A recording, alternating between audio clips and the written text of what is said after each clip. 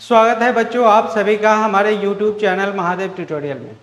बच्चों आज हम लोग साइंस का एक मोस्ट इम्पॉर्टेंट चैप्टर डिस्कस करने वाले हैं और इसका नाम है मेटल्स एंड नॉन मेटल्स। ये 8 क्लास के लिए भी उतना ही इम्पॉर्टेंट है और बोर्ड एग्जाम में जब आप 10th में जाएंगे तो 10th क्लास के लिए भी उतना ही इम्पॉर्टेंट चैप्टर है ये। तो बच्चों हम लोग बात करें क्या पढ़ने वाले हैं, तो हम लोगों का टॉपिक है 8 क्लास का science metals and non metals. Elements के बारे में बात करेंगे। बच्चों एलिमेंट्स किसी भी सब्सटेंस का प्योरेस्ट मटेरियल होता है जो एक ही तरह के एटम्स के मिलकर बना होता है। ठीक है, जैसे एज फॉर एग्जांपल मैं कहूँ बच्चों ऑक्सीजन। अगर मैं ऑक्सीजन की बात करूं तो ऑक्सीजन एक एलिमेंट है और ये एक ही तरह के एटम्स ऑक्सीजन का ही बना होगा। अगर मैं बात करूं सिर्फ ऑक्सीजन का बना हुआ ग्रुप ऑफ एटम्स है तो उसको कहेंगे हम लोग एलिमेंट्स। ठीक है, और सबसे खास बात किसी एलिमेंट्स को 2 या 2 से ज़्यादा और सिंपलर सब्सटेंसेस में ब्रेक नहीं किया जा सकता। नेक्स्ट बात करेंगे बच्चों सम कॉमन एलिमेंट जिसके बारे में बेसिकली हम लोग पढ़ते हैं। तो जैसे हाइड्रोजन को हम लोग आइडेंटिफाई करेंगे,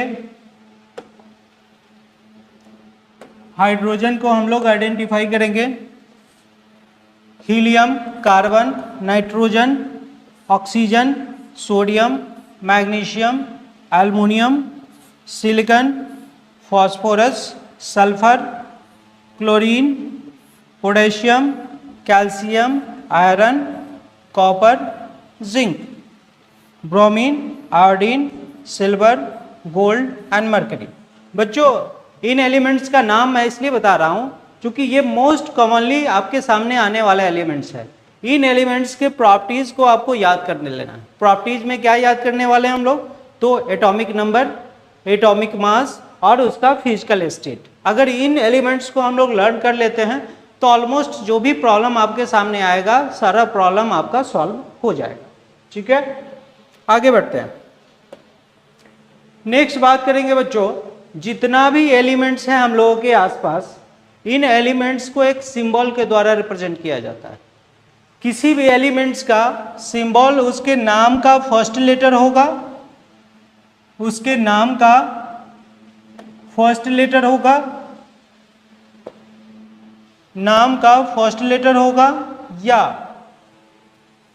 नाम का फर्स्ट लेटर कैपिटल में और सेकेंड लेटर स्मॉल लेटर में। लेकिन कभी भी किसी 2 एलिमेंट्स का एटॉमिक सिंबल सिमिलर नहीं हो सकता। जैसे देखिए नाइट्रोजन की मैं बात करूं तो नाइट्रोजन का फर्स्ट लेटर N है, इसलिए नाइट्रोजन का सिंबल N होता है। ठीक है, तो सिंबल के अकॉर्डिंग प्रत्येक एलिमेंट्स को अलग अलग आइडेंटिफाई किया जा सकता है। नेक्स्ट बात करें बच्चों, हम लोग बात करें एटम क्या होता है। तो किसी भी सब्सटेंस का सबसे स्मॉलेस्ट पार्टिकल को हम लोग एटम कहते हैं। किसी भी सब्सटेंस के स्मॉलेस्ट पार्टिकल को हम लोग एटम कहते हैं। Smallest particle of an element is called atom. ठीक है, और एलिमेंट क्या होता है पहले ही डिस्कस कर चुके हैं हम लोग। एलिमेंट वो सब्सटेंस है जो एक ही तरह के एटम्स से मिलकर बना होता है। जैसे ऑक्सीजन तो सिर्फ ऑक्सीजन एटम्स का ही बना हुआ होगा, आयरन की बात करें तो आयरन सिर्फ आयरन एटम्स का ही बना होगा। अगर आयरन की बात करें आयरन एलिमेंट का तो सिर्फ आयरन एटम्स का ही मिलकर बना हुआ होगा। नेक्स्ट बच्चों बात करें हम लोग the atoms of an element remain unaffected by the physical changes in the element. किसी एलिमेंट के में अगर फिजिकल चेंजेज होता है किसी एलिमेंट्स में अगर फिजिकल चेंजेज होता है बच्चों, तो फिजिकल चेंज होने के कारण उसके एटम्स में कोई चेंजेस नहीं होता है। नेक्स्ट बात करें बच्चों हम लोग,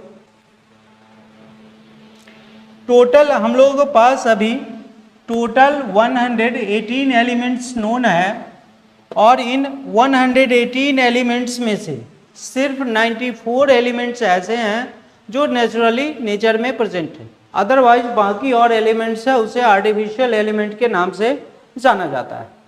अब इन एलिमेंट्स को बेसिकली हम लोग 3 कैटेगरी में डिवाइड करते हैं बच्चों, metals, non metals and metalloids. अब हम लोग अलग अलग मेटल्स, नॉन मेटल्स और मेटलॉइड के प्रॉपर्टीज को पढ़ने वाले हैं। सबसे पहले बात करें हम लोग बच्चों, ये डायग्राम देख रहे हैं, इसे पीरियोडिक टेबल कहते हैं, और पीरियोडिक टेबल का फर्स्ट 2 ग्रुप जो आपको दिखता है, वर्टिकल कॉलम को हम लोग कहते हैं ग्रुप, वर्टिकल कॉलम को कहते हैं हम लोग ग्रुप। तो फर्स्ट 2 कॉलम जो आपको दिख रहा है ये मेटल्स का कैटेगरी है, जिसमें आपको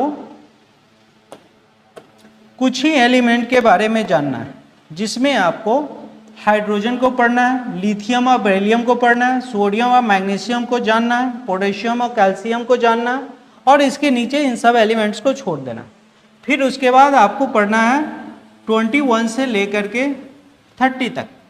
मे भी आप इन 10 एलिमेंट्स को छोड़ भी सकते हैं, 21 से 30 तक आप छोड़ भी सकते हैं, लेकिन फिर यहाँ आपको इस सेक्शन को याद करना है, इस सेक्शन को याद करना है। तो बच्चों ये जो सेक्शन है इसको मेटल्स कहते हैं, ये जो सेक्शन है इसे हम लोग नॉन मेटल कहते हैं, और मेटल को हम लोग इस ब्लॉक एलिमेंट भी कहते हैं, इस ब्लॉक एलिमेंट भी कहते हैं, और नॉन मेटल्स को पी ब्लॉक एलिमेंट भी कहते हैं, पी ब्लॉक एलिमेंट्स भी कहते हैं। पी ब्लॉक एलिमेंट्स जो होते हैं उसे नॉन मेटल कहा जाता है, और जो एस ब्लॉक एलिमेंट्स है इसे मेटल्स कहा जाता है। नेक्स्ट बात करें बच्चों हम लोग physical properties of metals and non metals. Malleability, बच्चों मैलिबिलिटी क्या होता है? तो मैलिबिलिटी किसी भी सब्सटेंस का, किसी भी मेटल्स का वो प्रॉपर्टीज है जिसके कारण उस सब्सटेंस को हैमर करके पतला शीट में कन्वर्ट किया जा सकता है। The property with which metals can be beaten into thin sheet that is known as malleability। ठीक है, मेटल्स जो होते हैं बच्चों, मेटल्स जनरली मैलिएबल होते हैं कुछ एक्सेप्शन को छोड़कर। गोल्ड एंड सिल्वर को बच्चों मोस्ट मैलिएबल सब्सटेंस कहा जाता है, गोल्ड एंड सिल्वर को मोस्ट मैलिएबल सब्सटेंस कहा जाता है। इवन गोल्ड के 1 ग्राम से हम लोग 2 किलोमीटर का वायर बना सकते हैं, ये इतना डक्टाइल होता है, या पतला से पतला थीन शीट हम लोग क्रिएट कर सकते हैं। फिर इसके बाद बच्चों नंबर आता है एल्युमिनियम का और कॉपर का। ये दोनों मेटल्स भी हाईली मैलिएबल होते हैं, लेकिन अगर आपसे पूछा जाए मोस्ट मैलिएबल, तो मोस्ट मैलिएबल आंसर बच्चों गोल्ड करेंगे। गोल्ड के बाद नंबर आता है सिल्वर का, सिल्वर के बाद नंबर आता है एल्युमिनियम का, और एल्युमिनियम के बाद मैलिएबिलिटी में नंबर आता है कॉपर का। नेक्स्ट बच्चों बात करेंगे हम लोग, ये आप डायग्राम देख रहे हैं, ये आयरन का बना हुआ है, और आयरन का मैलिएबिलिटी वो प्रॉपर्टीज है जिसके कारण उस आयरन को प्रॉपर शेप दिया जा सकता है। आप देख रहे हैं ये इन इंस्ट्रूमेंट को आयरन से बनाया गया है, और इसको पतला शीट में कन्वर्ट करने के बाद ये शेप दिया जा सका है। तो किस प्रॉपर्टीज के कारण? तो बच्चों मैलिएबिलिटी के कारण। जो मेटल्स में मैलिएबिलिटी होते हैं वो प्रॉपर्टीज जिसमें मेटल्स को हैमर करके थिन शीट में कन्वर्ट किया जा सकता है, इन प्रॉपर्टीज के कारण ही इसे डिफरेंट शेप का बनाया जा सका है।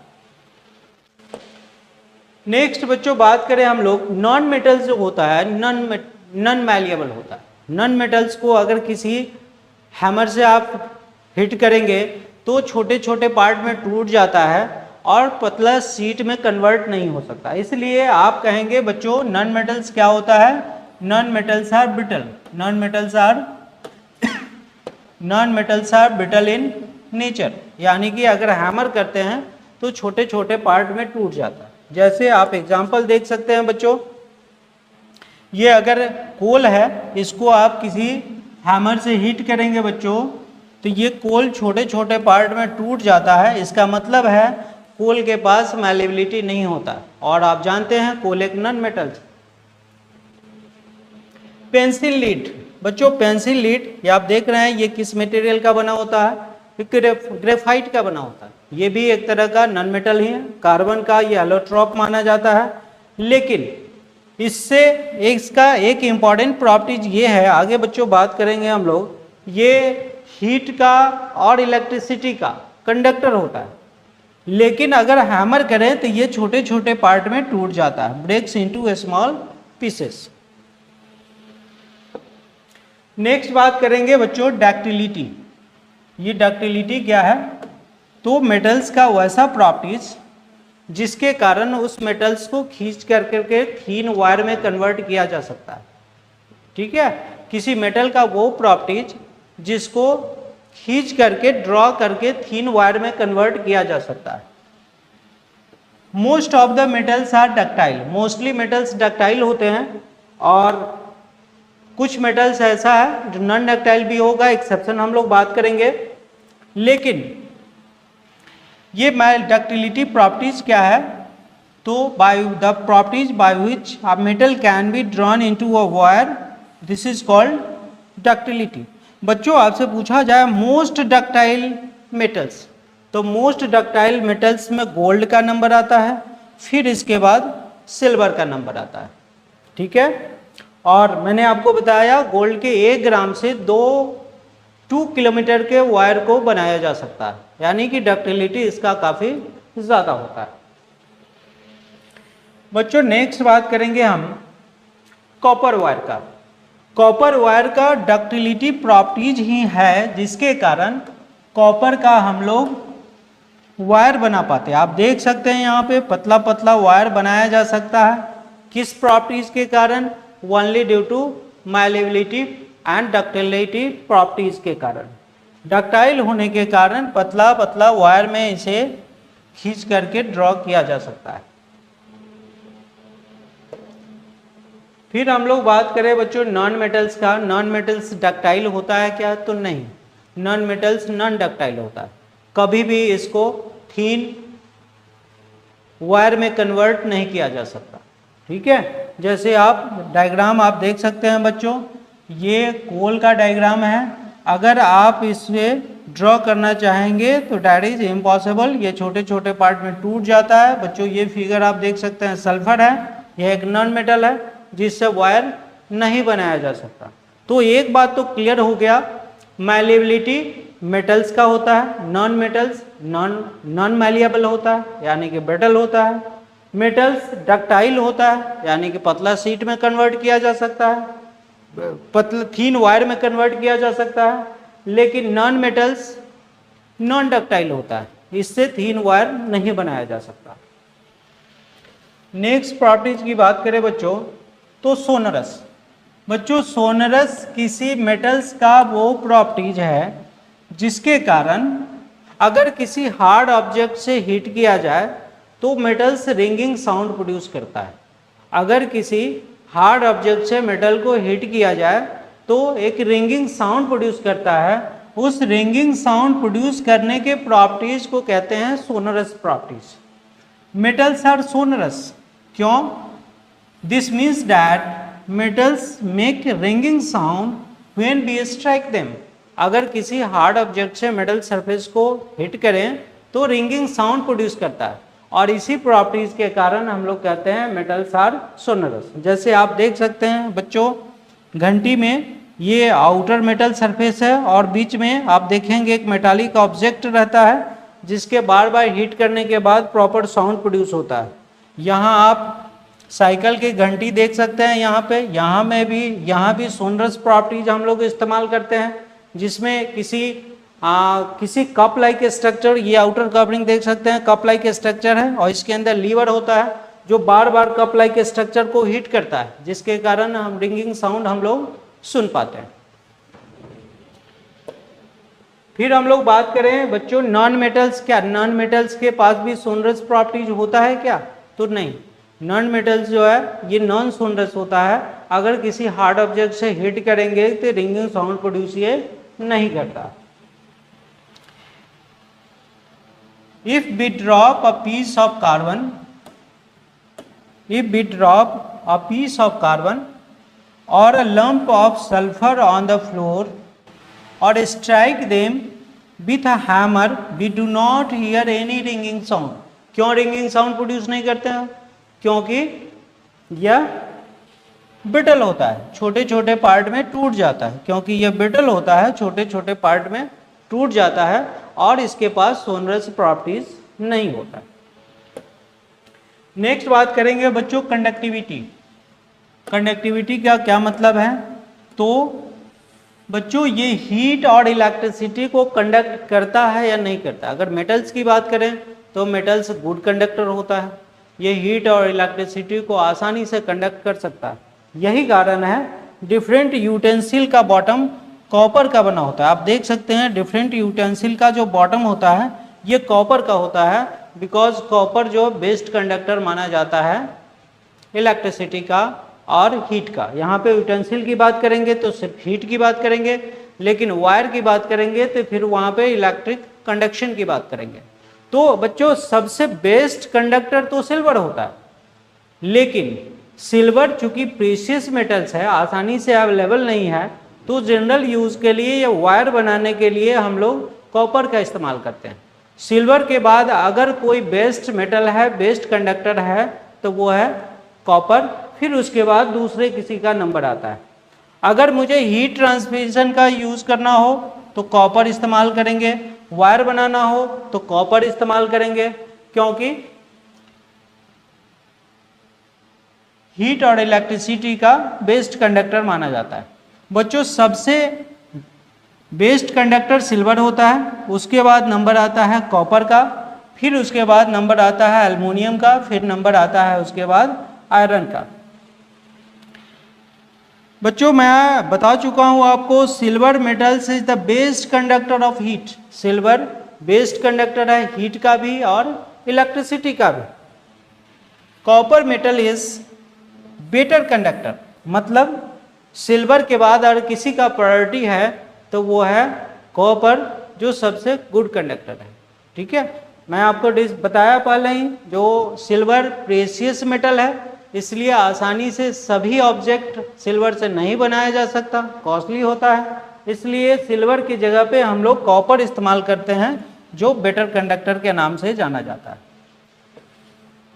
बच्चों नेक्स्ट बात करें हम लोग इलेक्ट्रिक वायर। तो इलेक्ट्रिक वायर किस मटेरियल का बना होता है? आप कहेंगे ये सिल्वर का बना होना चाहिए, क्योंकि सिल्वर बेस्ट कंडक्टर होता है। बच्चों सिल्वर का अवेलेबिलिटी हम लोगों के आसपास बहुत ही कम है, काफ़ी कॉस्टली है, तो वायर बनाना सिल्वर का पॉसिबल नहीं है। इसलिए सिल्वर के बाद जो बेटर कंडक्टर है हम लोगों के पास वो कॉपर होता है, और कॉपर के डक्टिलिटी प्रॉपर्टीज के कारण ही इसे पतले पतले वायर में कन्वर्ट किया जा सकता है। तो आसानी से हम लोग इलेक्ट्रिकल ट्रांसमिशन के लिए कॉपर का इस्तेमाल करते हैं और उसका वायर हम लोग बना पाते हैं। फिर हम लोग बात करें बच्चों non metals are poor conductor of heat and electricity. Non metals electricity का पुअर कंडक्टर होता है, इलेक्ट्रिसिटी कंडक्ट नहीं करता, लेकिन एक्सेप्शन भी है हम लोगों के पास। अगर मैं बात करूं फॉस्फोरस, सल्फर, तो ये इलेक्ट्रिसिटी और हीट का नॉन कंडक्टर होता है। लेकिन यही मैं बात करूं ग्रेफाइट का, मैं बात करूं ग्रेफाइट का, तो बच्चों ग्रेफाइट जो होता है ये हीट का भी गुड कंडक्टर होता है और इलेक्ट्रिसिटी का भी गुड कंडक्टर होता है। नॉन मेटल होते हुए भी इलेक्ट्रिसिटी और हीट का गुड कंडक्टर होना, ये ग्रेफाइट का हम लोगों के लाइफ में इम्पोर्टेंस बढ़ा देता है। जैसे हम लोग बात करें ग्रेफाइट का, आप देख सकते हैं ये ग्रेफाइट का रॉड है, जिस ग्रेफाइट का रॉड का इस्तेमाल हम लोग करते हैं ड्राई सेल्स के कैथोड को बनाने में, इस ग्रेफाइट रॉड का हम लोग इस्तेमाल करते हैं। ये सेंटर वाला जो आपको दिख रहा है यहाँ पे ग्रेफाइट रॉड इस्तेमाल करते हैं और ये पॉजिटिव एंड कहलाता है और इसे हम लोग कैथोड कहते हैं। तो आप कह सकते हैं बच्चों ड्राई सेल का कैथोड किस मटेरियल का बना होता है, तो वो बना होता है ग्रेफाइट का। एक नॉन मेटल है लेकिन इलेक्ट्रिसिटी का ये गुड कंडक्टर माना जाता है। फिर हम लोग बात करें बच्चों लश्चर। लश्चर क्या होता है, तो किसी मेटल्स का वो प्रॉपर्टीज है जिसके कारण उसका सरफेस शाइन करता है।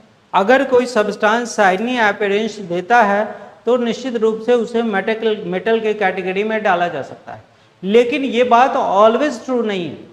जैसा कि आप जानते हैं डायमंड एक नॉन मेटल है लेकिन वो काफ़ी लश्चरस होता है, ठीक है।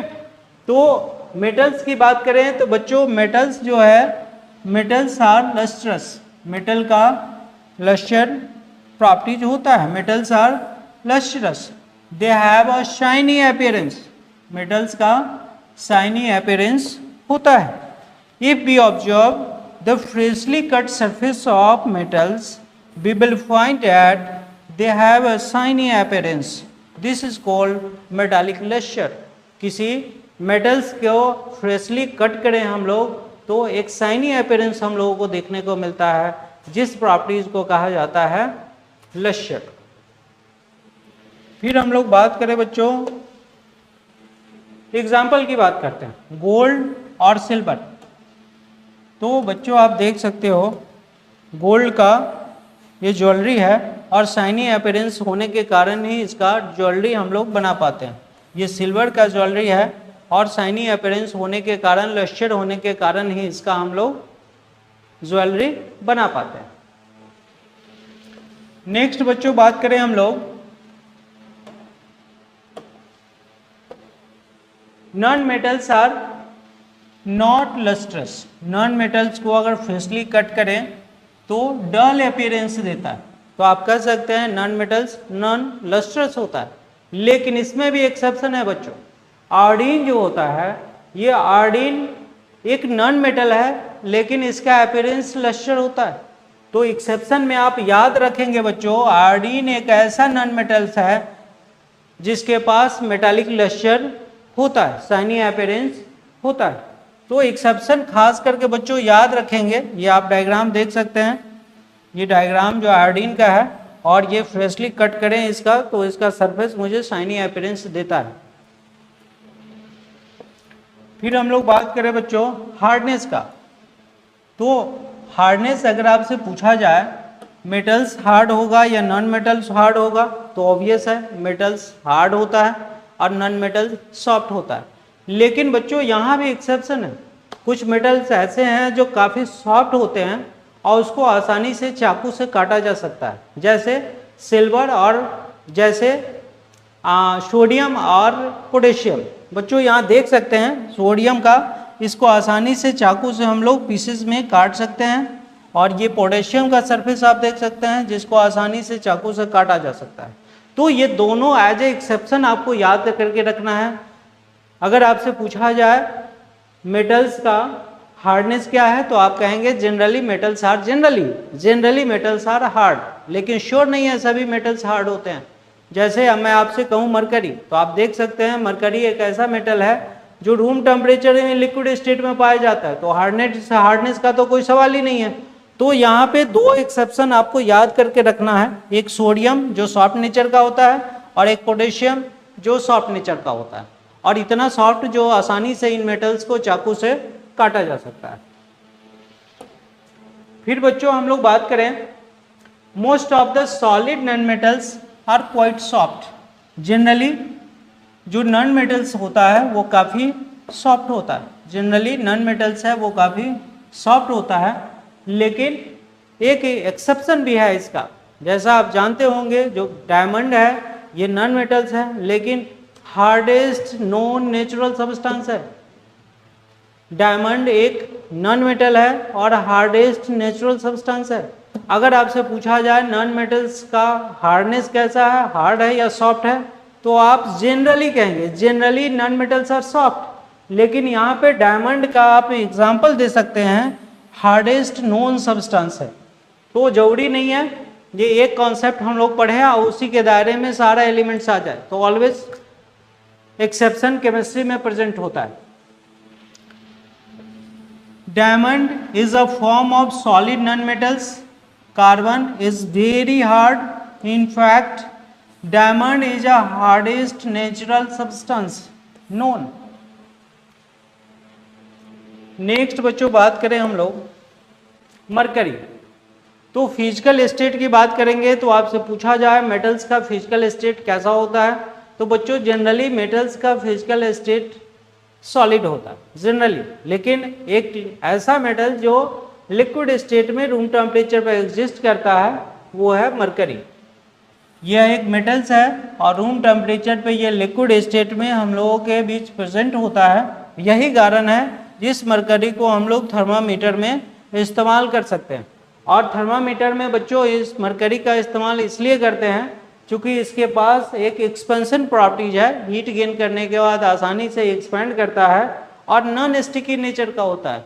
किसी सरफेस से इसको टच करवाएं तो उस सरफेस में स्टिक नहीं होता। जैसे आप देख सकते हैं बच्चों, यह हाथ पे मरकरी रखा गया है और अगर उंगली से प्रेस करें तो बिल्कुल हाथ में ये स्टिक नहीं होता।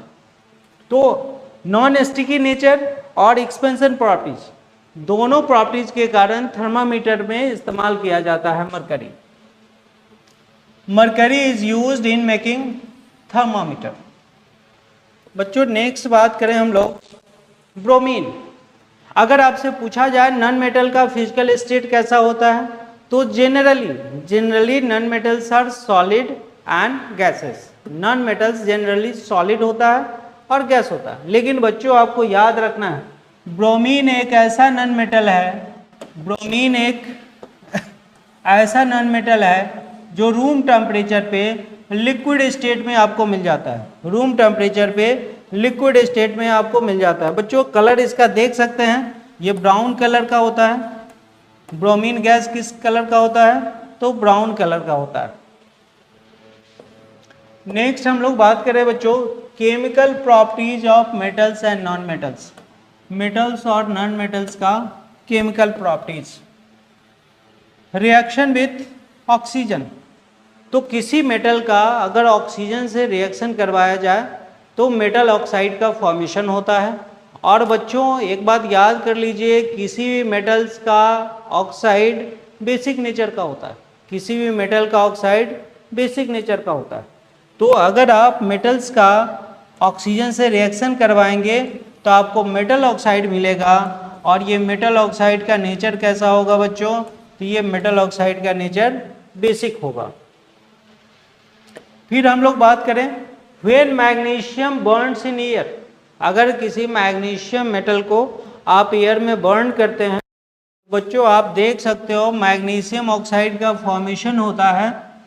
मैग्नीशियम ऑक्साइड का फॉर्मेशन होता है और बर्न होने के बाद डेजलिंग व्हाइट लाइट का प्रोडक्शन होता है। आप देख सकते हैं या व्हाइट लाइट का अपीयरेंस आप जैसे ही बर्न करते हैं तो शार्प ब्राइट लाइट का प्रोडक्शन होता है। और ये प्रॉपर्टीज मुझे याद रखना है। मैं आपसे कहूँ मैग्नीशियम ऑक्साइड का नेचर कैसा होगा, तो निश्चित रूप से आप कहेंगे बच्चों इसका नेचर बेसिक होगा। बेसिक होगा कैसे आइडेंटिफाई करेंगे हम लोग, तो अगर मैग्नीशियम ऑक्साइड का फॉर्मेशन होता है और इसको कलेक्ट करके किसी कंटेनर में डाल दें और उसको वाटर से मिक्स कर दें, और जैसे ही हम लोग इसमें रेड लिटमस डालेंगे, रेड लिटमस हम लोग डालेंगे, कलर कैसा शो करेगा, ब्लू हो जाएगा।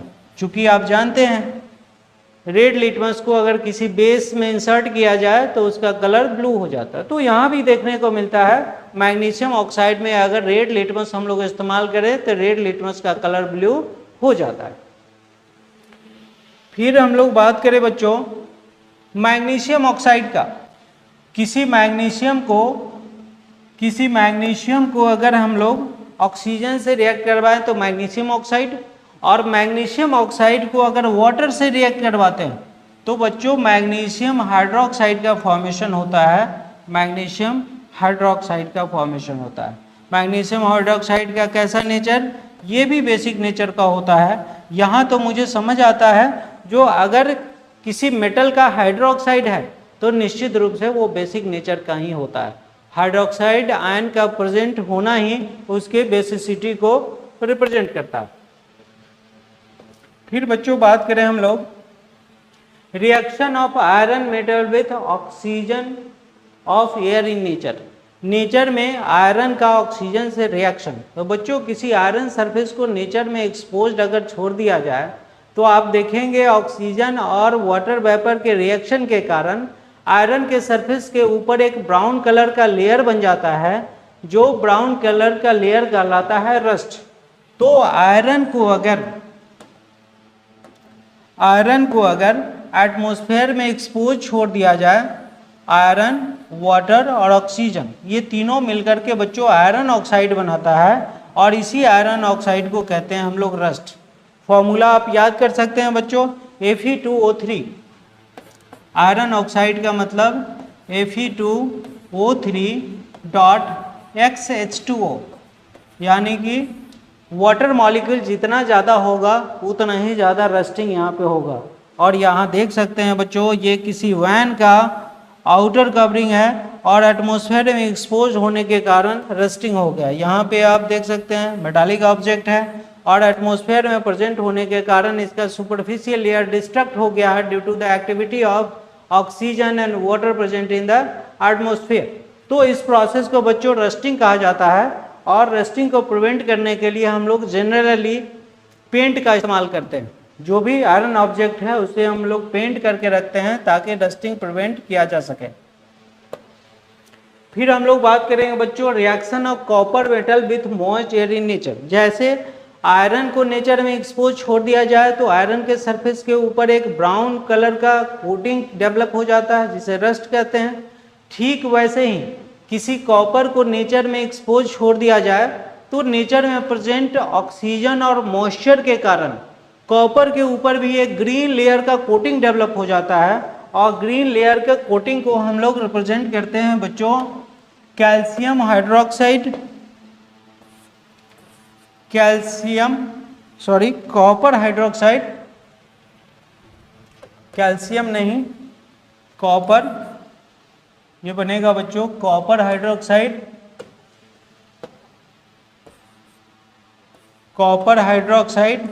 और कॉपर कार्बोनेट, कॉपर हाइड्रोक्साइड और कॉपर कार्बोनेट, कॉपर कार्बोनेट का मिक्सचर, ये मिक्सचर कहलाता है रस्ट ऑफ कॉपर। ये मिक्सचर कहलाता है रस्ट ऑफ कॉपर और इसका कलर बच्चों ग्रीन होता है। जैसे आप देख सकते हैं ग्रीन लेयर आप यहाँ पे देख सकते हैं, डायग्राम में आपको दिखाया गया है। तो ये रस्टिंग है, किसका रस्टिंग है? कॉपर का रस्टिंग, जिसे जनरली टार्निशिंग भी कहा जाता है। जैसे आयरन का अगर कोरोजन होता है, कोरोजन बच्चों एक स्पेशल टर्म है केमिस्ट्री में जिसका मतलब होता है destruction of superficial layer of a metal. अगर आयरन का कोरोजन होता है तो उसको रस्टिंग कहते हैं। ठीक उसी तरह कॉपर का कोरोजन अगर होता है तो उसे टार्निशिंग कहते हैं। ठीक है, नेक्स्ट बात करेंगे बच्चों, जैसे यहाँ पे देखा आपने कॉपर को लेते हैं और कॉपर का reaction water, carbon dioxide, oxygen, बच्चों ये तीनों कंपोनेंट नेचर में प्रेजेंट होता है और तीनों कंपोनेंट के साथ कॉपर का रिएक्शन अगर होगा तो कॉपर हाइड्रोक्साइड और कॉपर कार्बोनेट का मिक्सचर बनेगा जो ग्रीन अपीयरेंस देता है और ग्रीन कलर का कोटिंग डेवलप हो जाता है किसी कॉपर सरफेस के ऊपर। नेक्स्ट हम लोग बात करें बच्चों सोडियम एंड पोटेशियम। बच्चों शायद आपको पता होगा सोडियम और पोटेशियम हाईली रिएक्टिव एलिमेंट है। सोडियम और पोटेशियम हाईली रिएक्टिव एलिमेंट है, हाईली रिएक्टिव मेटल्स है और इसका ऑक्सीजन और वाटर के साथ काफ़ी तेज़ी से विग्रस रिएक्शन होता है। यही कारण है जो इस सोडियम और पोटेशियम को हम लोग केरोसिन ऑयल में प्रिजर्व करके रखते हैं। बच्चों ये मोस्ट इम्पॉर्टेंट क्वेश्चन हो जाता है आपके लिए।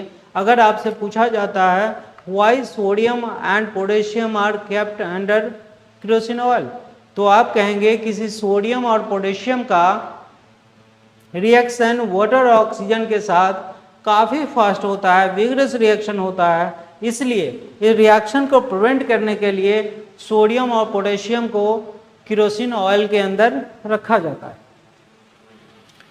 In order to prevent their reaction with atmospheric oxygen and water, they are always stored under kerosene. Clear है? देखिए यहाँ पे आपको दिख रहा होगा डायग्राम में, वाटर सरफेस के ऊपर सोडियम डालने के बाद ऐसा बर्निंग विगरस रिएक्शन स्टार्ट हो जाता है, इसलिए केरोसिन के अंदर सोडियम और पोटेशियम को प्रिजर्व करके रखा जाता है। नेक्स्ट बच्चों हम लोग बात करेंगे reaction of non metal with oxygen. बच्चों हम लोग जानते हैं किसी भी नॉन मेटल का ऑक्सीजन से रिएक्शन करवाया जाए तो नॉन मेटल का ऑक्साइड बनता है, और नॉन मेटल के ऑक्साइड का नेचर कैसा होगा, तो बच्चों नॉन मेटल का ऑक्साइड एसिडिक नेचर का होता है। अब कैसे आइडेंटिफाई करेंगे हम लोग नॉन मेटल का ऑक्साइड एसिडिक नेचर का होता है, तो बच्चों लिटमस ब्लू लिटमस पेपर हम लोग इंसर्ट करेंगे, अगर एसिडिक होगा तो blue litmus paper red colour का अपीयरेंस देता है। तो इस तरह से नॉन मेटल के ऑक्साइड को आप चेक कर सकते हैं। किसी नॉन मेटल का अगर ऑक्सीजन से रिएक्शन हो जाए बच्चों, किसी नॉन मेटल का ऑक्सीजन से रिएक्शन हो जाए तो नॉन मेटल से ऑक्सीजन का रिएक्शन हो जाए बच्चों, तो ये बन जाता है नॉन मेटल ऑक्साइड, और इसका नेचर कैसा होगा बच्चों, इसका नेचर होगा एसिडिक। नेचर कैसा होगा, ये नेचर हो जाएगा एसिडिक। और इसके पास अगर ब्लू लिटमस पेपर लाते हैं तो ब्लू लिटमस पेपर का कलर कैसा हो जाएगा, रेड हो जाएगा। नेक्स्ट बच्चों बात करेंगे when sulphur bonds in air. Sulphur को ऑक्सीजन से रिएक्शन करवा दें हम लोग, सल्फर को ऑक्सीजन से रिएक्शन करवा दें तो बच्चों सल्फर डाइऑक्साइड बनता है।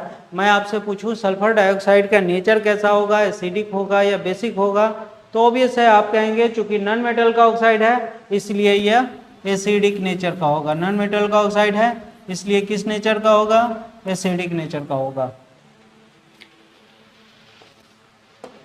नेक्स्ट हम लोग बात करें, ठीक है सल्फर का ऑक्सीजन से रिएक्शन हुआ तो सल्फर डाइऑक्साइड का फॉर्मेशन हुआ, लेकिन सल्फर डाइऑक्साइड को हम लोग अगर वाटर से रिएक्शन करवा देंगे तो क्या होगा, तो बच्चों सल्फ्यूरस एसिड का फॉर्मेशन होगा। H2SO3 आप देख सकते हैं, H2SO3 आप देख सकते हैं, ये क्या नाम है इसका नाम है सल्फ्यूरस एसिड। तो किसी सल्फर का ऑक्सीजन से रिएक्शन करवाएंगे तो सल्फर डाइऑक्साइड, और सल्फर डाइऑक्साइड को वाटर से रिएक्शन करवाएंगे तो फिर ये सल्फ्यूरस एसिड का फॉर्मेशन करता है। और बच्चों सल्फ्यूरस एसिड का टेस्ट कैसे करेंगे हम लोग, तो ब्लू लिटमस पेपर अगर सल्फ्यूरस एसिड में इंसर्ट करते हैं तो ब्लू लिटमस पेपर का कलर रेड हो जाएगा, because litmus paper acidic solution में रेड कलर शो करता है। बच्चों नेक्स्ट बात करेंगे हम रिएक्शन विथ वाटर। किसका रिएक्शन, तो वाटर के साथ रिएक्शन, मेटल्स का डिस्कशन तो हम लोग किए हैं, मेटल ऑक्साइड बनता है। यहाँ पे हम लोग बात करेंगे when a non metals react with water. तो बच्चों नॉन मेटल का वाटर से रिएक्शन नहीं होता है, जनरली नॉन मेटल का वाटर से रिएक्शन नहीं होता। Metal hydroxide and hydrogen gas are form. किसी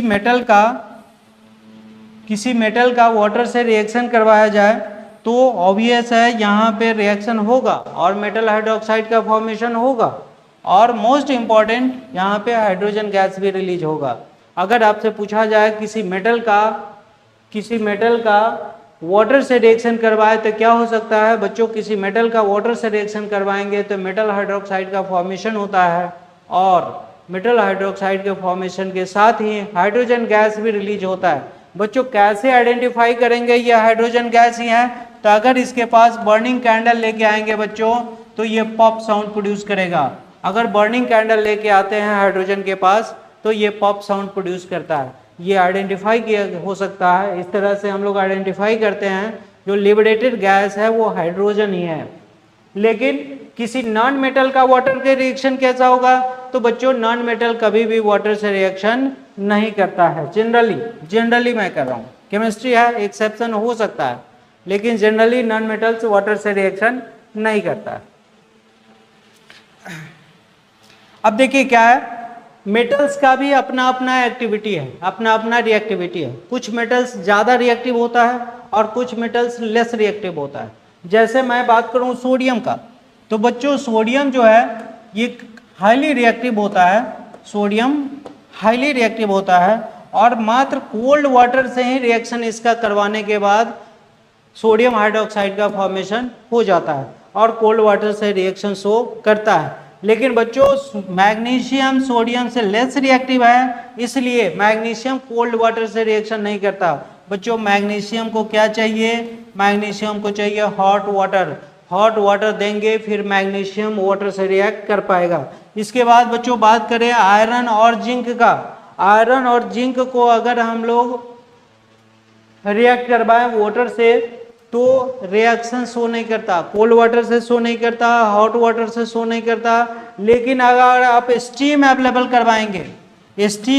करवाएंगे तो जिंक आयरन दोनों वाटर से रिएक्ट करता है और जिंक हाइड्रोक्साइड का फॉर्मेशन करता है। बच्चों मैं बात करूं नेक्स्ट कॉपर, सिल्वर और गोल्ड। आगे हम लोग पढ़ेंगे रिएक्टिविटी सीरीज। रिएक्टिविटी सीरीज में हाइड्रोजन से नीचे जितना मेटल्स हैं, कोई भी मेटल्स वाटर से रिएक्शन शो नहीं करता है। तो आप देखेंगे रिएक्टिविटी सीरीज में हाइड्रोजन के नीचे कॉपर भी आता है, सिल्वर भी आता है, गोल्ड भी आता है। तो कभी भी ये वाटर से रिएक्शन शो नहीं करता है किसी भी कंडीशन में। अब यहाँ पे मुझे क्या समझ आया बच्चों? यहाँ पे मुझे 3 कैटेगरी समझ आया। Highly reactive metal sodium water से रिएक्शन शो करेगा कोल्ड वाटर से। फिर सेकेंड थोड़ा सा less reactive magnesium cold water से रिएक्शन नहीं करेगा, हॉट वाटर से रिएक्शन करेगा। फिर उसके बाद नेक्स्ट जिंक और आयरन ये कोल्ड वाटर से रिएक्शन नहीं करेगा, हॉट वाटर से रिएक्शन नहीं करेगा, लेकिन बच्चों ये स्टीम से रिएक्शन करता है और जिंक ऑक्साइड और आयरन ऑक्साइड का फॉर्मेशन करता है। लेकिन रिएक्टिविटी सीरीज में हाइड्रोजन के नीचे जो भी मेटल्स हैं जैसे कॉपर, सिल्वर, गोल्ड, ये कभी भी वाटर से रिएक्शन शो नहीं करता है। नेक्स्ट बच्चों बात करें हम लोग non metals do not react with water. पहले ही डिस्कस कर चुके हैं, नॉन मेटल कभी भी वाटर से रिएक्शन शो नहीं करता है। आप जानते होंगे व्हाइट फास्फोरस को, बच्चों व्हाइट फास्फोरस का इग्निशन टेम्परेचर बहुत ही कम होता है, इसलिए इसे स्टोर करके रखा जाता है कहाँ? तो वाटर के अंदर। यही कारण है चूंकि नॉन मेटल्स वाटर से रिएक्ट नहीं करता है, इसलिए फास्फोरस को वाटर के अंदर स्टोर करके रखा जाता है ताकि उसका टेम्परेचर कम रहे। और टेम्परेचर कम रहेगा तो बर्निंग का पॉसिबिलिटी नहीं है, क्योंकि फास्फोरस का इग्निशन टेम्परेचर कम होता है। एटमॉस्फेयर में प्रेजेंट होने के बाद ऐसे ही स्पॉन्टेनियस बर्निंग हो सकता है। तो बच्चों ये मोस्ट इंपॉर्टेंट क्वेश्चन है आपके लिए, आपसे पूछा जाता है why phosphorus is stored under water. तो फास्फोरस का इग्निशन टेम्परेचर कम होता है, थोड़े ही टेम्परेचर मिलने के बाद वो बर्निंग स्टार्ट कर देता है, इसलिए उसको प्रिजर्व किया जाता है वाटर के अंदर ताकि उसका टेम्परेचर कम रहे और इग्निशन टेम्परेचर को रीच ना करे। बच्चों नेक्स्ट बात करेंगे हम लोग रिएक्शन विथ एसिड। किसका रिएक्शन? तो किसी मेटल का एसिड के साथ रिएक्शन। बच्चों याद रखना है किसी भी मेटल का एसिड के साथ रिएक्शन अगर हो जाए तो एक सॉल्ट का फॉर्मेशन होता है और हाइड्रोजन गैस लिबरेट होता है। बच्चों मेटल का एसिड से रिएक्शन मैं करवा दूं, सॉल्ट का फॉर्मेशन होगा और हाइड्रोजन गैस लिबरेट होगा। पहले भी मैं आपको बताया था कैसे हम लोग आइडेंटिफाई करेंगे ये हाइड्रोजन गैस ही लिबरेट हो रहा है। तो बच्चों इस गैस के पास बर्निंग कैंडल लेके आएंगे और बर्निंग कैंडल अगर पॉप साउंड प्रोड्यूस करता है then there will be the liberation of hydrogen gas. अब यहाँ पे एग्जांपल देख सकते हैं बच्चों, जिंक का रिएक्शन अगर HCl से करवा दूं तो ये Cl जिंक से रिएक्ट करके जिंक क्लोराइड का फॉर्मेशन करता है और यहाँ पे हाइड्रोजन गैस लिबरेट हो जाता है, हाइड्रोजन गैस यहाँ पे लिबरेट हो जाता है। फिर हम लोग बात करें बच्चों हाइड्रोजन गैस कैसे आइडेंटिफाई करेंगे, तो डिस्कस कर चुके हैं। किसी अगर हाइड्रोजन गैस लिबरेट हो रहा है तो उसके पास बर्निंग कैंडल लेके आते हैं। बर्निंग कैंडल कैसा साउंड प्रोड्यूस करेगा, तो बच्चों पॉप साउंड प्रोड्यूस करता है। कैसा साउंड प्रोड्यूस करता है बच्चों, पॉप साउंड प्रोड्यूस करता है, याद रखना है। How will you identify the hydrogen gas is liberated, you will bring a burning candle near the gas, they will produce pop sound. Now less reactive metals, याद रखना है बच्चों, लेस रिएक्टिव मेटल्स। कौन लेस रिएक्टिव, तो activity series में जो hydrogen के नीचे आता है। Less reactive metals like copper, silver and gold do not react with dilute acid. याद रखना है, मोस्ट इंपॉर्टेंट क्वेश्चन है आपके लिए बच्चों। जो लेस रिएक्टिव मेटल्स है, लेस रिएक्टिव कौन, तो एक्टिविटी सीरीज में जो हाइड्रोजन के नीचे आता है। लेस रिएक्टिव मेटल्स कभी भी डाइल्यूट एसिड के साथ रिएक्शन शो नहीं करेगा। किसके साथ रिएक्शन को शो करेगा, एसिड के साथ रिएक्शन शो कर सकता है, लेकिन कब, जब हॉट कंसंट्रेटेड एसिड के प्रेजेंस में रिएक्शन करवाया जाए तो यहाँ पे मुझे याद रखना है कोई भी dilute acid less reactive metals like copper, silver, gold से रिएक्शन शो नहीं करता है। चलिए नेक्स्ट हम लोग बात करें बच्चों कॉपर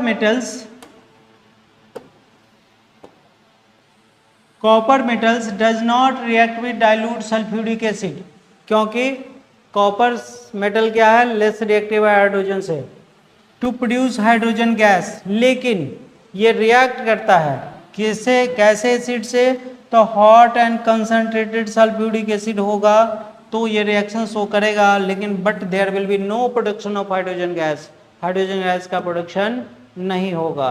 बच्चों ये क्लियर है, याद रखना है आपको। किसी भी मेटल का एसिड के साथ रिएक्शन करवाया जाए तो एक साल्ट का फॉर्मेशन होगा और हाइड्रोजन गैस लिबरेट होगा। लेकिन जो लेस रिएक्टिव मेटल्स है जैसे कॉपर है, गोल्ड है, सिल्वर है, कभी भी ये डाइल्यूट एसिड से रिएक्शन नहीं करता है। लेकिन इसी का रिएक्शन हॉट और कंसंट्रेटेड सल्फ्यूरिक एसिड से करवा दिया जाए तो बच्चों रिएक्शन तो होता है लेकिन हाइड्रोजन गैस का लिबरेशन नहीं होता। और मैं आपसे कहूँ non metals that will react with acid to form salt and hydrogen gas, ये पॉसिबल नहीं है। किसी भी नॉन मेटल का रिएक्शन एसिड के साथ नहीं होता। जनरली स्पेशल केस में है बच्चों, लेकिन जनरली किसी नॉन मेटल का एसिड से रिएक्शन नहीं होता है। ठीक है, आगे बढ़ते हैं बच्चों। यहाँ पे आप देख रहे हैं डिफरेंट कंटेनर है और डिफरेंट कंटेनर में अलग अलग ऑब्जेक्ट रखा हुआ है। मैं आपसे पूछूं जो यहाँ पे ये ग्लास का कंटेनर होने का क्या मतलब है, क्यों ना मैं इसको एल्युमिनियम वेसल में रखूं, क्यों नहीं इसे कॉपर वेसल में रखूं। तो बच्चों एल्युमिनियम जो होता है ये एसिड से रिएक्शन शो करता है और इसमें जनरली जो ऑब्जेक्ट रखा हुआ आप देख रहे हैं पिकल है, ये अचार है, तो अचार में एसिड प्रेजेंट होता है। अगर इसे मेटालिक ऑब्जेक्ट में रखेंगे तो रिएक्शन हो जाएगा और हम लोगों का जो पिकल है, अचार है, उसका टेस्ट और स्मेल दोनों खराब हो जाएगा। क्वेश्चन आपसे पूछा जाता है why pickles are not stored under metallic vessels, तो चूंकि मेटालिक वेसल्स में अगर रखेंगे तो एसिड का रिएक्शन हो जाएगा मेटल के साथ और हम लोगों का जो ऑब्जेक्ट है ग्रेजुअली जो कौन सा ऑब्जेक्ट, बेसिकली कौन सा ऑब्जेक्ट, एसिड कंटेनिंग ऑब्जेक्ट होगा वो खराब हो जाएगा।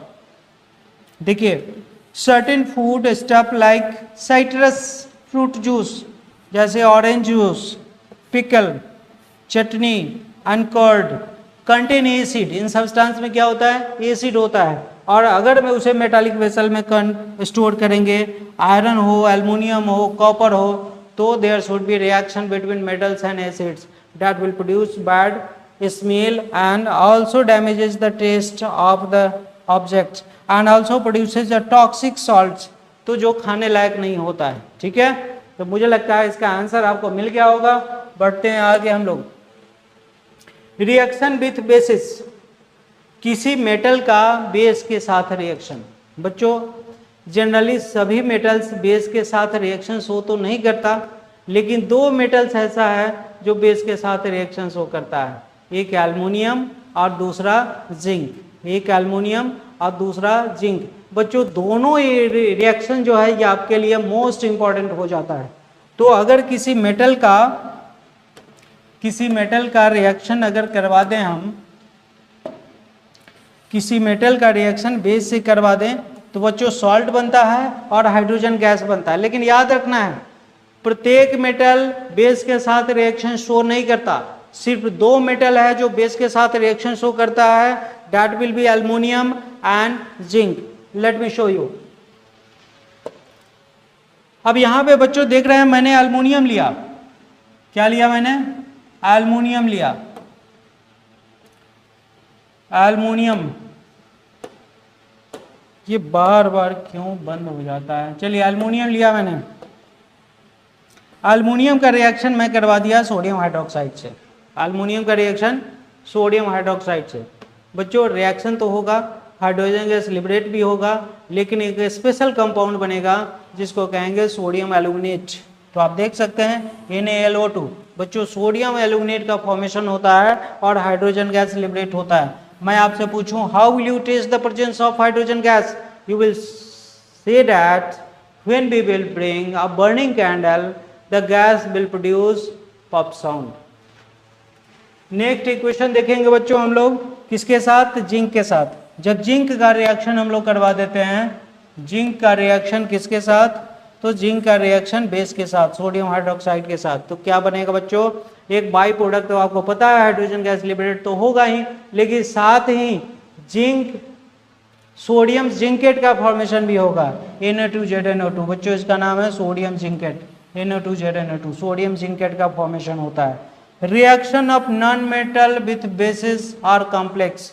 किसी नॉन मेटल का बेस के साथ जो रिएक्शन है ये कॉम्प्लेक्स होता है, हम लोगों को नहीं पढ़ना है, इसलिए हम लोग बात नहीं करेंगे इसका। नेक्स्ट हम लोग बात करेंगे reactivity series of the metals. Reactivity series क्या होता है? तो बच्चों मेटल्स को उसके रिएक्टिविटी के डिक्रीजिंग ऑर्डर में अरेंज किया गया है, top to bottom.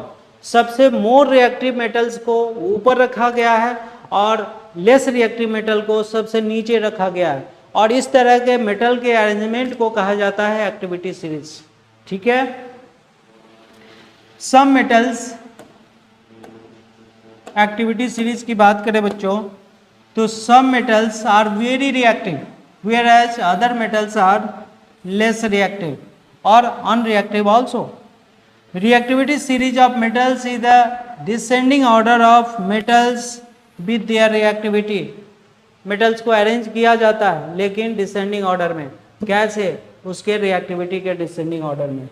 Reactivity series, in the reactivity series the most reactive metals are placed at the top and the less reactive metals is placed at the bottom. metals को ऐसे arrange किया जाता है ताकि more reactive metal को top पे रखा जाता है और लेस रिएक्टिव मेटल्स को नीचे रखा गया है। बात करते हैं, देखते हैं हम लोग रिएक्टिविटी सीरीज को। अब बच्चों ये देख रहे हैं पोटेशियम सबसे मोस्ट रिएक्टिव होगा, पोटेशियम ये मोस्ट रिएक्टिव होगा। फिर उसके बाद सोडियम का नंबर आता है, कैल्शियम का नंबर आता है, मैग्नीशियम का नंबर आता है। जितना भी एलिमेंट्स आपको हाइड्रोजन से ऊपर दिख रहा है वो हाइड्रोजन को डिस्प्लेस कर पाता है। आगे हम लोग पढ़ेंगे बच्चों डिस्प्लेसमेंट रिएक्शन, तो इंपॉर्टेंट रोल हो जाता है डिस्प्लेसमेंट रिएक्शन में रिएक्टिविटी सीरीज का। हाइड्रोजन से ऊपर जो भी मेटल्स है वो हाइड्रोजन के साथ रिएक्शन शो करता है और डिस्प्लेसमेंट रिएक्शन शो करता है, लेकिन हाइड्रोजन के नीचे जितना भी एलिमेंट्स है वो हाइड्रोजन को केमिकल रिएक्शन में डिस्प्लेस नहीं कर पाता है।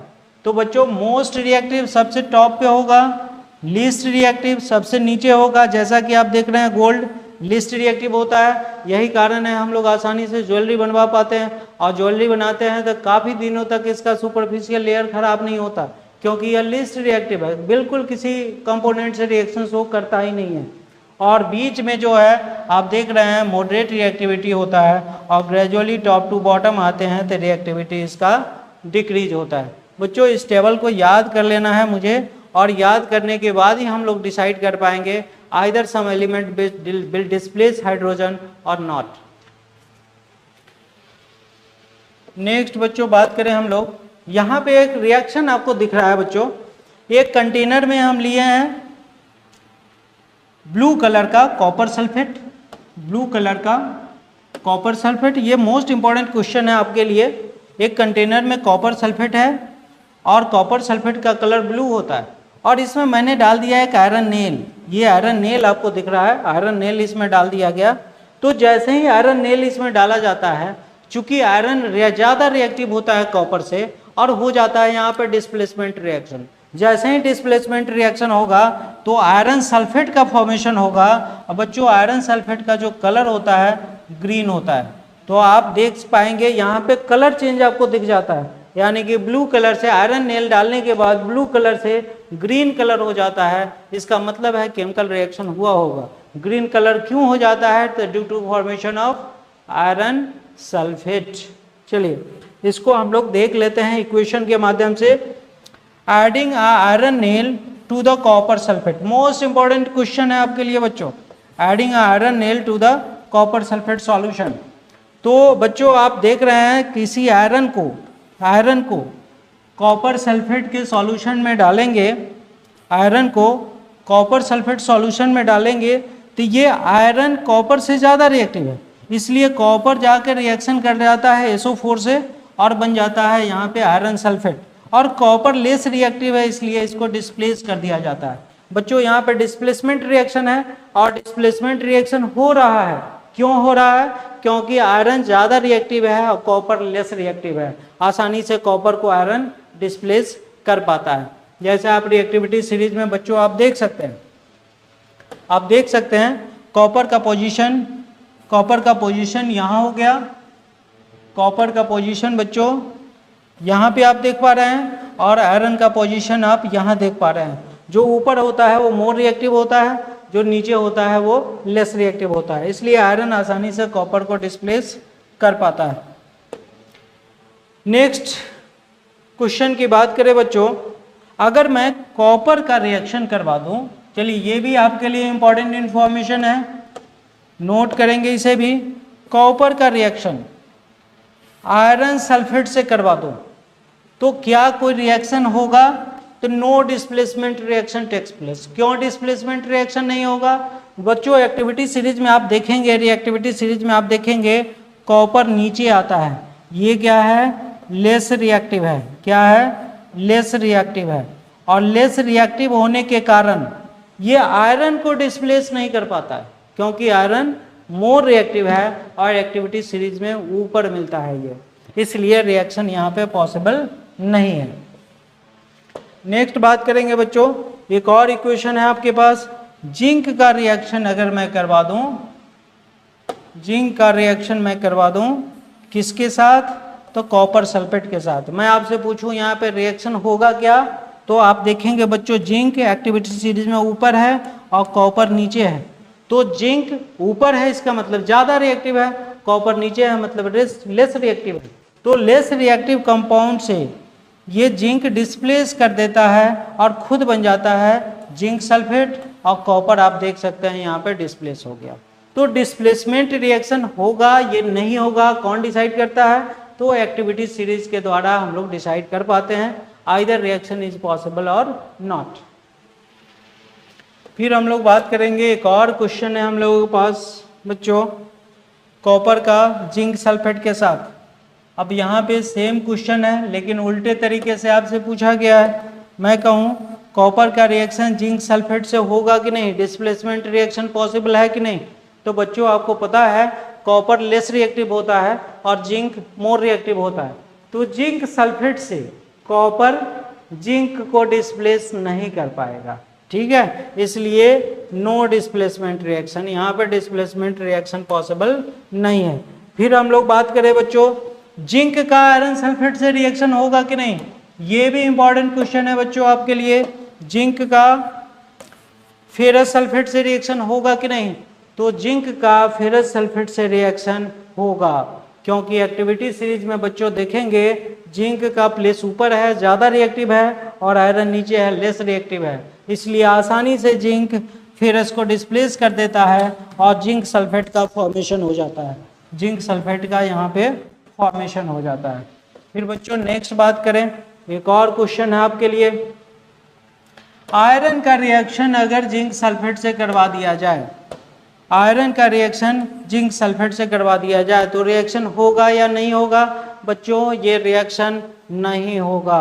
क्यों नहीं होगा आप समझ रहे होंगे, आयरन लेस रिएक्टिव है और जिंक मोर रिएक्टिव है, तो मोर रिएक्टिव कंपाउंड से लेस रिएक्टिव डिस्प्लेसमेंट नहीं कर पाएगा और ये रिएक्शन पॉसिबल नहीं है। नेक्स्ट बच्चों बात करेंगे use of metals. Use of metals की बात करें बच्चों, मेटल्स का क्या यूज करते हैं, तो सबसे पहली बात कॉपर का, आयरन का और एल्युमिनियम का लार्ज स्केल पे हम लोग इस्तेमाल करते हैं, कुकिंग यूटेंसिल बनाने में या वाटर बॉयलर बनाने में हम लोग इस्तेमाल करते हैं। कॉपर मेटल का बच्चों, कॉपर मेटल का एक्सटेंसिवली यूज होता है इलेक्ट्रिकल वायर बनाने के लिए और इलेक्ट्रिक अप्लायंस बनाने के लिए।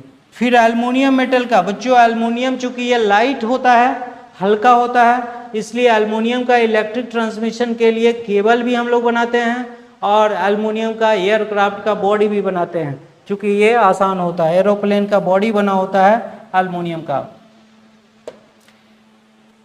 आयरन से, आयरन का क्या यूज है बच्चों, तो आयरन का आप देख सकते हैं हम लोगों के लाइफ में, डेली लाइफ में आयरन का बहुत सारा एप्लीकेशन, जैसे नेल बनाने में, स्क्रू बनाने में, मशीन बनाने में इस्तेमाल कर सकते हैं, रेलवे बनाने में इस्तेमाल होता है, व्हीकल का बॉडी बनाने में इस्तेमाल होता है, बस है, कार है, एग्रीकल्चरल टूल्स बनाने में, तो आयरन का एक्सटेंसिवली लार्ज स्केल पे हम लोगों के लाइफ में यूज है।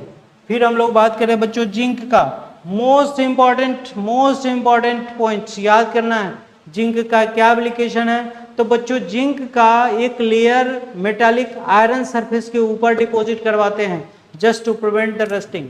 रस्टिंग को प्रिवेंट करने के लिए आयरन सरफेस के ऊपर जिंक का लेयर लगाया जाता है और इस प्रोसेस को कहते हैं बच्चों गैल्वेनाइजेशन। इस प्रोसेस को कहते हैं गैल्वेनाइजेशन, याद रखना है, मोस्ट इंपॉर्टेंट प्रोसेस। गैल्वेनाइजेशन क्या है, depositing a layer of zinc over the surface of iron, किस लिए, just to prevent the rusting. फिर हम लोग बात करें गोल्ड एंड सिल्वर। बच्चों गोल्ड एंड सिल्वर का एप्लीकेशन आपसे छुपा नहीं है, लार्ज स्केल पे हम लोग ज्वेलरी बनाने में इस्तेमाल करते हैं गोल्ड और सिल्वर का, क्योंकि यह काफ़ी लेस रिएक्टिव होता है। मरकरी की बात करें बच्चों, मरकरी थर्मामीटर में इस्तेमाल किया जाता है, बिकॉज मरकरी के पास दो प्रॉपर्टीज है, एक है थर्मल एक्सपेंशन, हीट देने के बाद उसमें एक्सपैंड करते एक्सपेंशन होता है, और दूसरा नॉन स्टिकी नेचर का होता है, जिस सब्सटेंस को टच करवाएंगे स्टिक नहीं होता किसी भी सब्सटेंस से। दो प्रॉपर्टीज होने के कारण हम लोग लार्ज स्केल पे थर्मोमीटर में इस्तेमाल करते हैं मरकरी का। नेक्स्ट बच्चों बात करें हम लोग use of non metal. Non metal का क्या यूज है बच्चों, नॉन मेटल का यूज, मैं आपसे पूछूं ऑक्सीजन का क्या यूज है, तो किसी भी ऑर्गेनिज्म को सर्वाइव करने के लिए सांस लेना आवश्यक है और ऑक्सीजन सांस का इम्पॉर्टेंट हिस्सा है, ऑक्सीजन ही बेसिकली हम लोग लेते हैं, ठीक है। तो किसी भी लिविंग ऑर्गेनिज्म को सर्वाइव करने के लिए ऑक्सीजन बहुत ही आवश्यक हो जाता है। और अगर आप बर्निंग परफॉर्म करते हैं तो आपको पता होगा ऑक्सीजन जो है सपोर्टर ऑफ बर्निंग कहलाता है, बर्निंग में सपोर्ट करता है, तो निश्चित रूप से बर्निंग के लिए ऑक्सीजन का प्रेजेंस होना आवश्यक है। नाइट्रोजन की बात करें बच्चों, नाइट्रोजन का लार्ज स्केल पे फर्टिलाइजर बनाने में इस्तेमाल होता है, नाइट्रोजन का लार्ज स्केल में फर्टिलाइजर बनाने में इस्तेमाल होता है।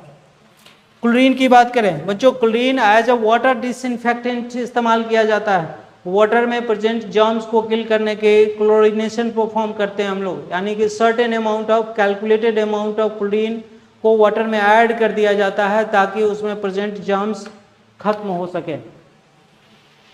नेक्स्ट बच्चों बात करेंगे हम लोग आयोडीन।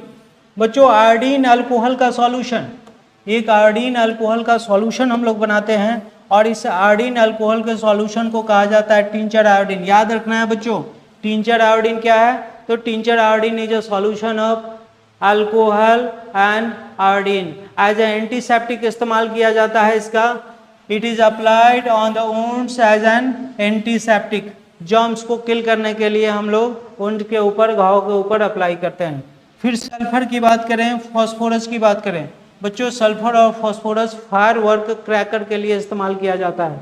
फिर कार्बन की बात करें बच्चों, कार्बन एक नॉन मेटल है लेकिन इसका यूज लार्ज स्केल पे है। एनर्जी जनरेशन के लिए कोल का इस्तेमाल करते हैं हम लोग, या कार्बन का ही एक एलोट्रॉप है ग्रेफाइट, जिस ग्रेफाइट का हम लोग बैटरी में, ड्राई सेल में इस्तेमाल करते हैं, या इसी ग्रेफाइट का पेंसिल का लीड बनाने में हम लोग इस्तेमाल करते हैं। तो कार्बन का भी इम्पॉर्टेंट यूज हो जाता है to make pencil leads. Electrodes, electrode किसका, तो ड्राई सेल का कैथोड बनाने में इस्तेमाल होता है। ठीक है, नेक्स्ट बच्चों बात करें हम लोग मेटलॉयड क्या होता है। बच्चों अभी तक हम लोग बात कर रहे थे मेटल्स और नॉन मेटल्स। ठीक है, मेटल्स और नॉन मेटल के सारे प्रॉपर्टीज को हम लोग पढ़ें, और एक और टॉपिक है मेरे पास मेटलॉयड। बच्चों मेटलॉयड वो एलिमेंट्स होता है जिसमें मेटल्स और नॉन मेटल्स दोनों का प्रॉपर्टीज प्रेजेंट होता है। बच्चों आपसे पूछा जाए व्हाट इज मेटलॉयड, तो आप कहेंगे the element that possess the properties of both metals and non metals. Metal और नॉन मेटल दोनों का प्रॉपर्टीज अगर प्रेजेंट होगा तो उसे कहा जाएगा मेटलॉयड। जैसे एग्जाम्पल के लिए बच्चों आपको याद रखना है सिलिकॉन, एग्जाम्पल के लिए बच्चों याद रखेंगे आप सिलिकॉन, जर्मेनियम और आर्सेनिक, 3 मेटलॉयड का नाम आप याद रखेंगे। बच्चों यहाँ पे चैप्टर आपका एंड होता है। मुझे लगता है लेक्चर आपको पसंद आएगा, और निश्चित रूप से अगर आप इसको कंटिन्यूअस देखे हैं और इम्पोर्टेंट पॉइंट्स को अगर आप कॉपी में नोट किए हैं, तो मैं समझता हूँ इस चैप्टर को कहीं और से पढ़ने की आवश्यकता नहीं है। मोस्ट इम्पॉर्टेंट पोर्शन जो आपका है इस चैप्टर का, एक एक करके मैंने डिस्कस कर दिया। ठीक है, और अंत में मैं कहना चाहूँगा अगर वीडियो पसंद आए तो निश्चित रूप से लाइक कीजिए, सब्सक्राइब कीजिए और अपने दोस्तों के बीच शेयर किया कीजिए। Thank you for watching.